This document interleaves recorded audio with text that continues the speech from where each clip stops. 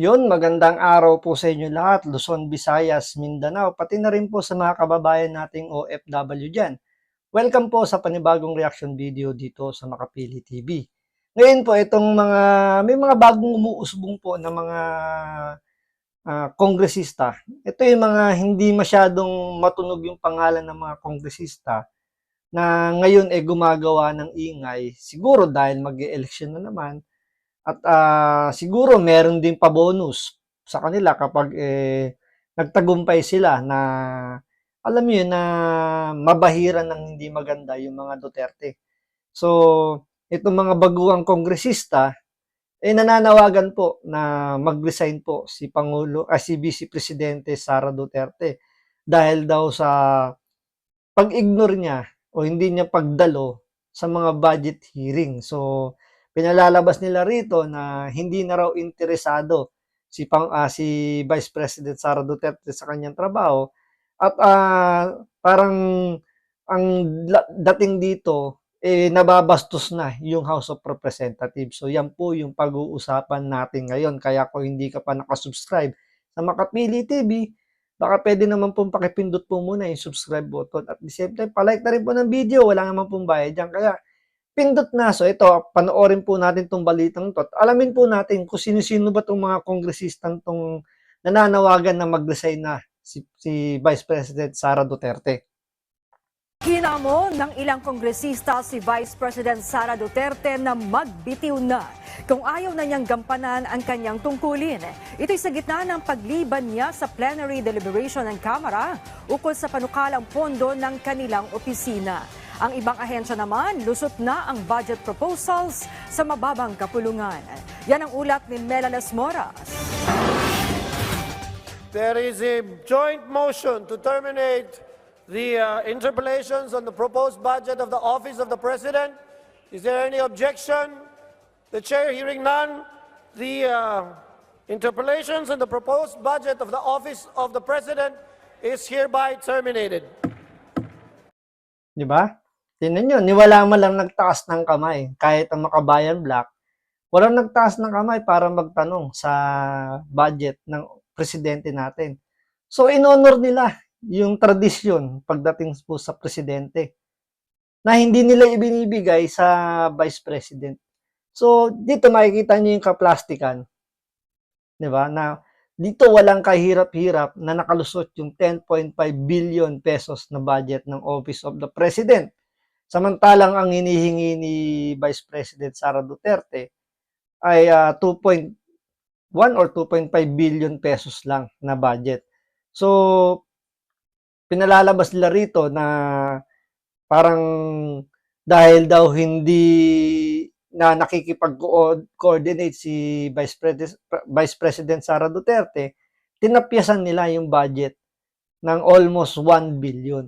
So, ganyan po kapaplastic yung mga mambabatas natin.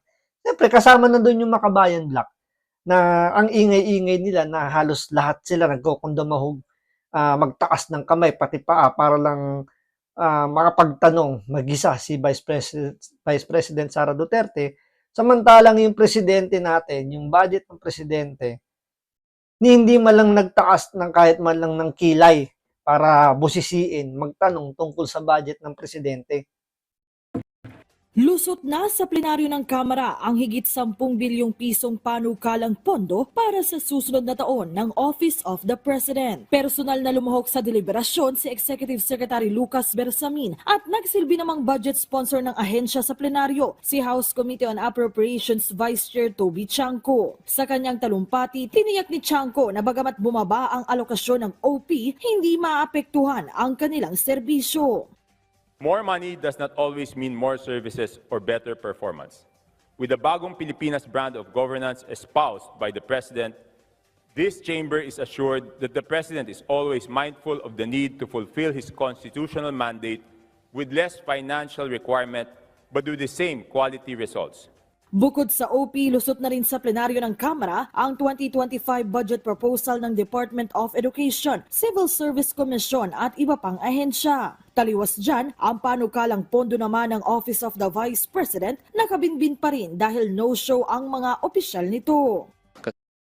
Di ba? Isipin nyo, no? lahat nakalusot na, including DPWH, na bilyon-bilyon ang inuubos kada araw para sa kanilang flood control project at na hindi man lang nga ipinapaliwanag kung saan dinadala, ano yung mga proyekto, kung magkano per project, 'di ba? Konting ulan lang andyan na yung baha, pero nakalusot na kaagad yung budget. Pero yung sa Office of the Vice President na hindi naman, kumbaga, may notice of disallowance, pero appealable yun.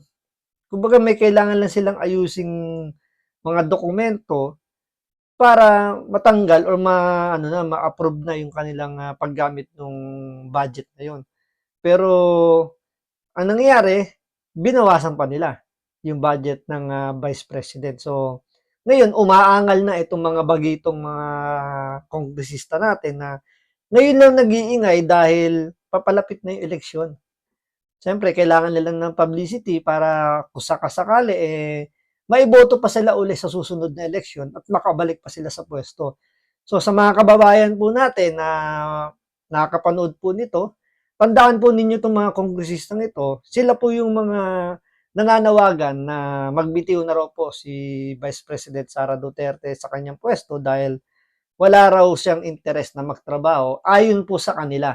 So sila na po yung humuhusga kung ano yung, kumbaga, kung ano yung gustong iparating ni Vice President Sara Duterte. So sila na nagbibigay ng kahulugan sa lahat ng ikinikilos ng Vice President. So tandaan po ninyo, sila po yung mga kongresistang ibinoto po ninyo before. So nasa inyo rin po yung kapangyarihan kung itong mga to ibabalik uli sa kanilang mga pwesto. Kasi kahapon, 17 oras naghintay ang miyembro ng House of Representatives for the Office of the Vice President to appear before the plenary. Although may pinadala po silang mga abogado, but they are not properly equipped with the authorization. No? So in other words, they're not authorized to represent on behalf of the Vice President. So, Tingnan nyo, ang inireklamo nitong kongresistang to, 17 oras daw silang nag-antay para makita o pumunta si VP Sara. So, sabi naman niya, nagpadala naman daw ang opisina ng OVP ng representative. Kaso, hindi naman daw sila authorized para sumagot doon sa kanilang mga katanungan. Hindi ko alam ba't ang hihina ng mga pag-iisip nitong mga kongresistang to. Hindi naman, kasi pinalalabas sila, pinag-antay sila ng 17 hours para dumating si Vice President Sara Duterte. Very vocal naman si Sara Duterte nung unang deliberation pa lang, di ba? Na sinasabi na nga niya. Hindi ko nga maintindihan bakit si Marcoleta naiintindihan yung sinabi ni Vice President Sara Duterte na ipinapaubaya niya na yung budget ng OVP sa kamay ng House of Representatives. Kasi nga naniniwala si Sara Duterte na yung budget ng Pilipinas ay hawak lang ng 2 tao. Kumbaga, kahit ano pang gawin niya, magtatumbling siya dyan, mag-iiyak siya dyan, magkukumahog siya dyan. Kung yung 2 taong umahawak ng budget ng Pilipinas, ayaw siyang bigyan ng budget or bibigyan lang siya ng kakarampot na budget, wala siyang magagawa. Kaya nga sabi nga niya, di ba, ibinibigay ko na yung pagpapasya sa House of Representatives yung magiging proposed budget niya. So, nagsampa na siya kumbaga nag-submit na siya ng mga dokumento ng mga kung ano yung mga kailangan para doon sa pinopropose nilang budget. So, nandun na sa komite yung pagpapasya kung pagbibigyan yung kailang hinihingi. So, nagbigay naman na ng di ba, kumbaga, nagbigay na ng partial na, kumbaga, na i-allocate. Kaya nga binawasan, di ba, 2 billion yung hinihingi ni VP Sara. Then, binawasan ng House of Representatives, ginawang 700 million na lang yung magiging budget ng OVP. So, doon pa lang tapos na eh. So, ano pang reason bakit kailangan pang umatin ni VP Sara? Ngayon, kung gusto niyo nga, sabi naman niya, na nagpadala naman ng representative. So, at least, meron pa rin pumunta galing sa Office of the Vice President. Yun nga lang, hindi nga lang sila authorized magsalita kasi nga, nagbigay na ng ano eh, nag-abiso na si VP Sara, nagbigay na siya ng letter, pinaliwanag niya na lahat-lahat doon. Sinabi niya na yung ilang beses ba niyang sasabihin, sabi nga ni Pulong Duterte dati, di ba? How many times ko ba sasabihin na hindi ako, kumbaga, nasa inyo na yung pagpapasya. Bigyan niyo man ako ng budget o hindi, nasa sa inyo na yan. Pero bakit hindi nila maintindihan to? Bakit si Marcoleta naintindihan kung ano yung ibig sabihin ni VP Sara at itong mga bagitong ito, hindi natin maintindihan, hindi nila na-gets yung sinasabi ni Sara Duterte. Ngayon po, naka-schedule ang pagtalakay sa budget ng Office of the Vice President. So we will wait until the Vice President shows up and then Yun mo, hanggang ngayon mag-aantay pa rin sila na mag-appear si Vice President Sara Duterte. So ito, walang pinagkaiba to sa ano sa ganitong example na maghihiwalay yung magjowa. Sinabi na nga nung isa, wag mo na akong antayin, mag-move on ka na. Kasi meron na akong bagong minamahal. Itong kumag na iniwanan, nagano pa rin, kumbaga umaasa pa rin. So, nag-stack up siya ron. So, antay siya ng antay dun sa kanyang jowa na nagsabi na nga, huwag mo na ako antayin kasi nga, meron na akong ibang mahal. Mag-move on ka na. So, parang ganito itong mga kongresista natin na sinabi na nga ni Sara Duterte, nasa inyo na yung pagpapasya kung bibigyan nyo ng budget o hindi. Di ba? Ano ba mahirap intindihin doon? Tapos, palalabasin nila na nag-antay sila ng 17 hours kay VP Sara para mag-appear dyan sa deliberation ng budget niya. Sinabi na nga niya, nasa inyo na yan eh. Decision nyo na yan. Kasi, ang dating kasi rito, kung bakit nila gusto mag-appear dyan si VP Sara, gusto nila makita yung magiging reaksyon niya. Siguro, gusto nila makita yung magiging reaksyon ni VP Sara kapag sinabi nilang hindi. Ito lang ay ibibigay namin budget sa'yo. Whether you like it or not, ito lang ang ibibigay namin budget sa'yo. So parang doon gusto nilang iparamdam kay Sara Duterte. Gusto nila ipakita na mapapahiya yung Vice President. Kaya pinipilit nilang umaten dyan sa budget deliberation na yan. Meron naman silang meron na silang resolution dyan. Tinapyasan na nga nila . So, aantayin na lang yan doon sa Senate na lang kung yun din yung magiging pasya nila kung binigay na budget ng House of Representatives, yun din yung a-approve ng Senate. Siguro, doon sa Senate, baka umattend si VP Sara kasi doon, ramdam niya na kahit paano hindi nagkukunyabahan yung mga senador. Hindi kagaya rito sa House of Representatives, alam niya na lahat ito nakapanig kay Speaker Romualdez. O sabihin natin majority na lang, majority. Kasi may mga kaibigan din naman dyan si VP Sara. Yun nga yung nagbibigay sa kanya ng mga impormasyon na may nilulutong impeachment. So, hindi natin alam itong mga baguang mambabatas natin, bakit ang hihina umintindi na ibinibigay na sa kanila yung pagpapasya kung ano yung mangyayari sa budget ng OVP. Tapos antay pa sila ng antay. Tapos ang lalabas si VP Sara binabaliwala itong House of Representatives. Kayo lang ang nagsasabi na binabaliwala kayo kasi nga umaasa kayong darating pa si VP Sara. Na 3-0 na ngayon. I mean, hindi lang 3-0, 4-0 na ito. Pang-apat na to na binokya kayo. Una yung first appearance, di ba? Tapos yung pangalawa, hindi na umaten si VP Sara. Yung pangatlo, hindi siya nag-oath taking. Ngayon, hindi naman siya pumunta. So, na 4-0 na kayo. Sana matuto na kayo. Sinabi nang hindi nga siya pupunta dahil nasa inyo na yung budget proposal niya. Kayo na baalang magbigay kung magkano ibibigay ninyo. or any of the representative of the Office of the Vice President.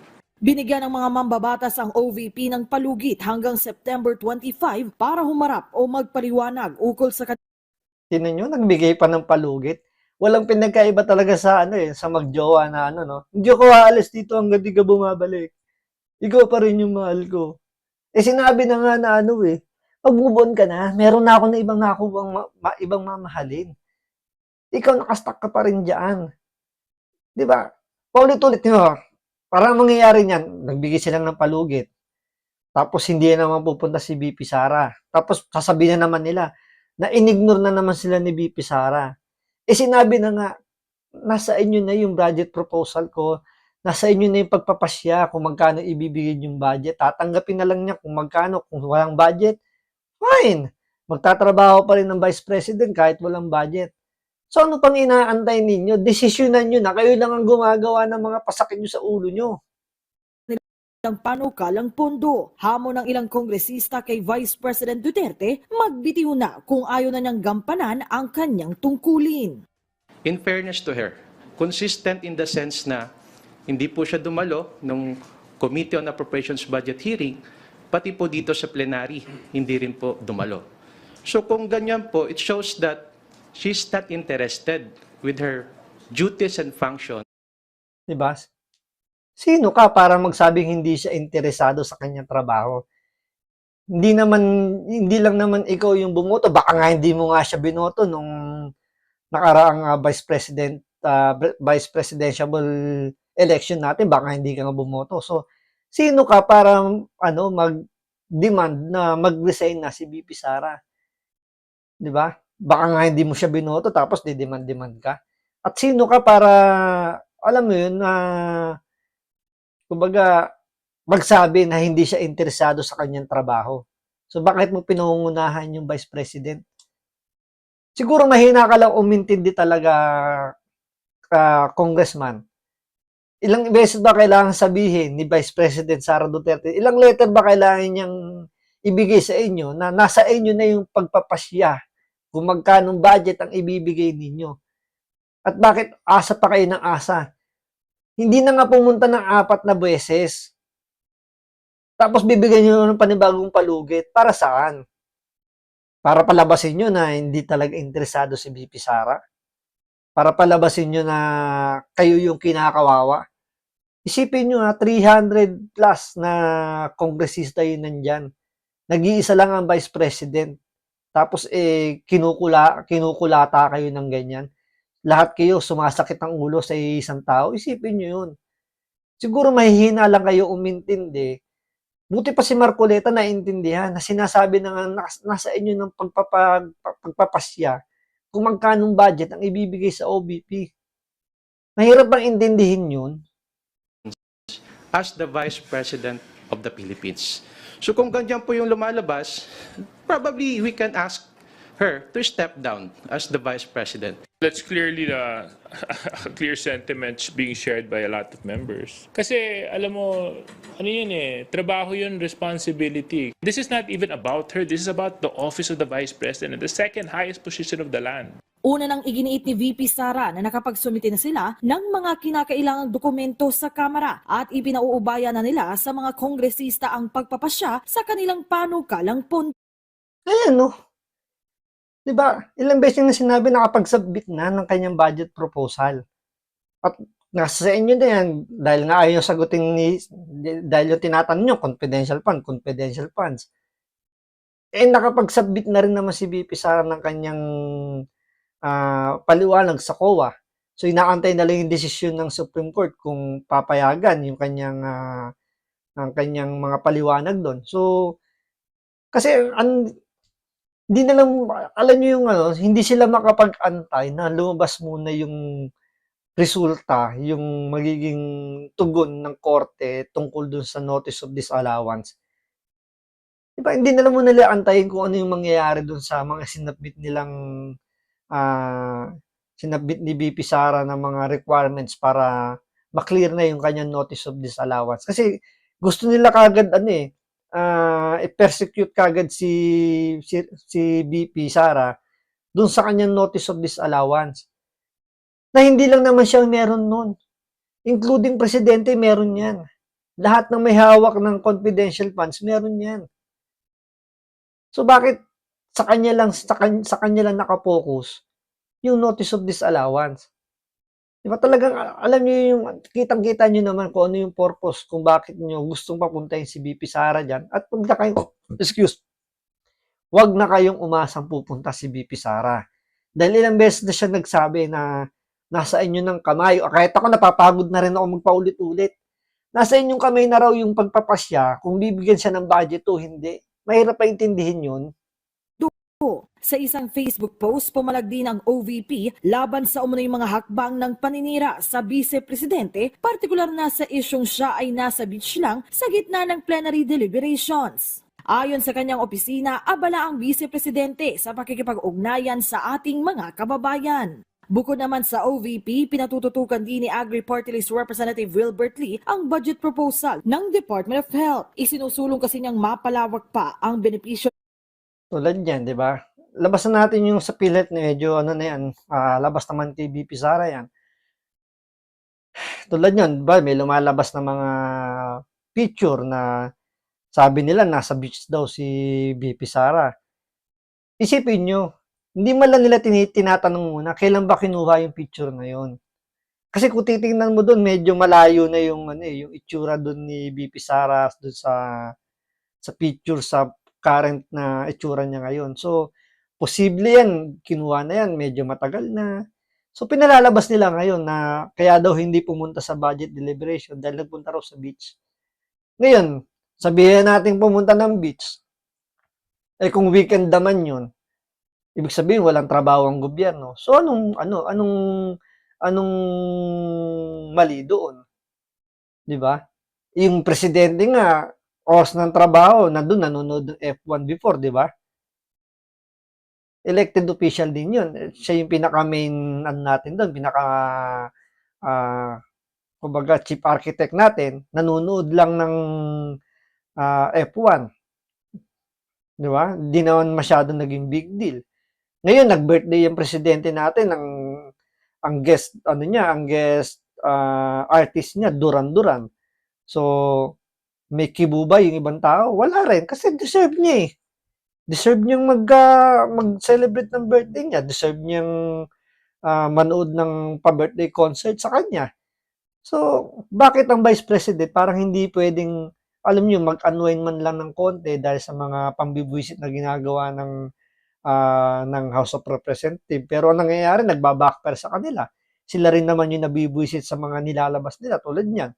Halat ng halatang fake news yung picture na yun. So, lalo pa silang nasunog nung naglabas ng statement yung Office of the Vice President. So, mahihina talaga. Mahihina yung mga kokote ng mga bagong, itong mga kongresista natin, mahihina ang kokote. Iilan lang talaga yung merong sentido komon sa ngayon. So, maraming salamat sa panonood. Ingat po kayo lagi. God bless.